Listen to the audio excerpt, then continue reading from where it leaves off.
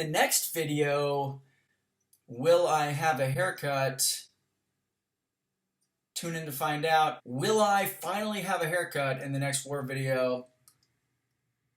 Subscribe to find out.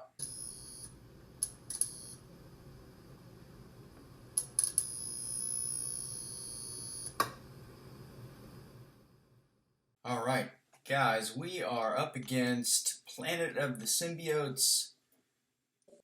This is war number 5, and the answer to the question, did I give myself a haircut, is yes, I did. And I did it myself, which means that I couldn't see in the back of my head, so now I have something like a mohawk mullet with a rat tail. I'll show it to you. And there's nothing I can do about it. Typically I enlist the help of my wife, but I did this pretty late. She was already in bed. And I liked how messy it is, so I'm just going to leave it. It should give me some clout at when I show up to softball on Sunday. Alright, so we've got Quake and Human Torch here. We've also got Archangel for just a couple fights. And yeah, so I roll up here and I'm like, you know what? CGR can get dangerous. That's my second fight on this path. I need to change my masteries, and I want to give Quake maximum attack. And then I also want to just do like a brief half duel against CGR with Quake just to, refresh my memory in terms of his animations. Boom, there I go. It's as easy as I remember. So it is time. We roll up. We're going to boost a little bit. And this first fight is pretty common placement for Aegon. And,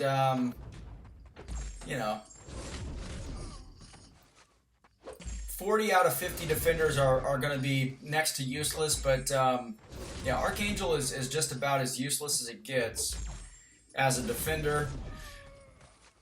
He can start to hit hard with his Furies, but there are so many different champs that can take him. He's just probably not worth placing. But we see him a lot, and Archangel just wastes him right there. He's on that note quite often. Alright, so this one has Blood in the Water, Buff and Balance Power Drain. Now, CGR is not going to get any buffs if I never touch him. Now, if I hit him, then he's going to get an armor buff. So, this isn't terrible placement. And, again, it's just kind of a...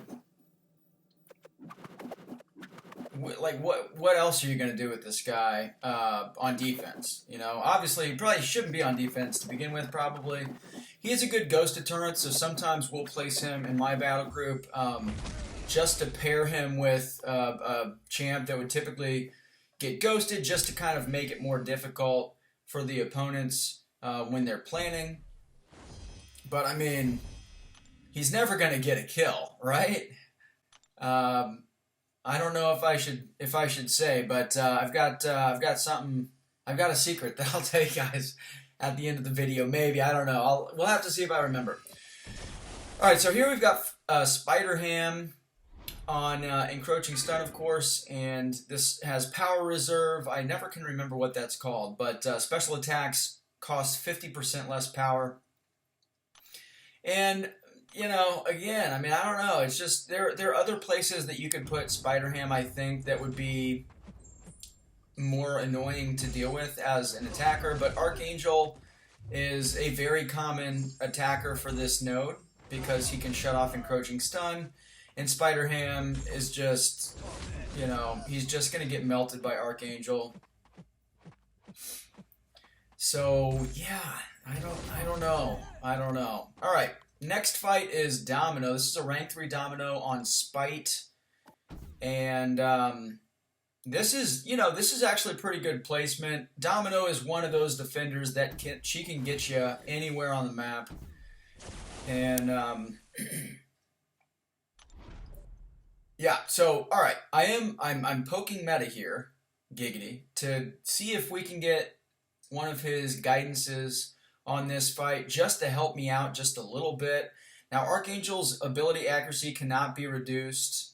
He's fully immune to ability accuracy reduction, so my parry should always land against Domino regardless. This is just going to help with the damage, really, and it's also going to give me, that's it. It's just going to help. It's just going to help with damage, but it's going to give me the passive stuns, which is nice because they can't be affected by Limber. So that does actually help against Domino because when she gets lucky, she reduces her stun timer pretty drastically. I can't remember what the rate is. I think it's like, I don't know if it's 30% of her typical stun duration or if it's she reduces it by 30%. But here you guys can see that I'm getting, I got pretty lucky there. You guys will also see that when I parry her, I'm not getting pushed back by the parry, which has been an issue, you know, a minor issue, but a bug from guidance that really since White Mags was buffed. So it looks like Kabam has fixed this, which is pretty sweet. So, all right, here I am spamming the fight. Again, meta was just moving to help with energy. You guys can see I'm out of energy now. And this is going to be a full Quake fight, of course. We are going to speed this fight up because I've taken this fight almost every war this season, I feel like. Or at least I've taken this defender either on this node or node 7, which is it node 7? I don't know. The first fight on path 7 with also has kinetic transference. That was an accident, obviously, letting off my heavy. But overall, pretty easy Quake fight. And I'm not going to lose any health, which is pretty cool. So he goes down. And I've got one more fight this war. It's going to be a Human Torch fight with Flame On, which means it's going to be very fast and easy. And it's this Emma Frost on Rage. I do love taking this mini when I do take it because you don't have to spend any boosts. Typically. I mean, it depends. If I've got other minis, obviously, then we would have to boost up. But in this case, I only have this fight. This is my last fight of the war. So, yeah, don't have to reboost for this. Pretty cool. And you guys can see up at the top, next to my avatar, I have 31 masteries left over. Those are all of my offensive masteries. I have 0 on right now because you just don't need it. So anyway, and then after this fight, I've got a special guest appearance from Agent X, a member of the community who is very skilled with Quake. But I know how much everybody likes watching Quake videos or Quake fights. And so I'm not going to show a Quake fight of his. But he's going to be using Human Torch against a Tigra, and it's on a, you know, it's on a node where it's not just as easy as parry and medium light medium. So we'll break that fight down. Very clean, good looking fight. And yeah. Alright, like I said, this fight is pretty easy. I am going to recycle my SP1s in this fight just to apply Smolders if she's blocking it, and also just to empty my power. I don't want to be throwing an SP2 because it would probably trigger Rage, at least one of the hits, especially if I crit, it would definitely trigger Rage. So anyway, that's it though. That's it for my war. In this war, Loki ended up dying only one time, so we went 150-1. I'm not going to say who died, but that person died to a Cosmic Ghost Rider. So that's the bookend to the little teaser that I had towards the beginning when I was making fun of Cosmic Ghost Rider as a defender. Anyway, here we have Agent X fighting this Tiger. This is on Hazard Shift, node 18. And here he's going to back off because the poison phase is up. He does hit. He throws one attack there, and of course he gets poisoned, so he's going to back off. And with Tigra, because spacing is such a huge deal in this fight, or just in this matchup,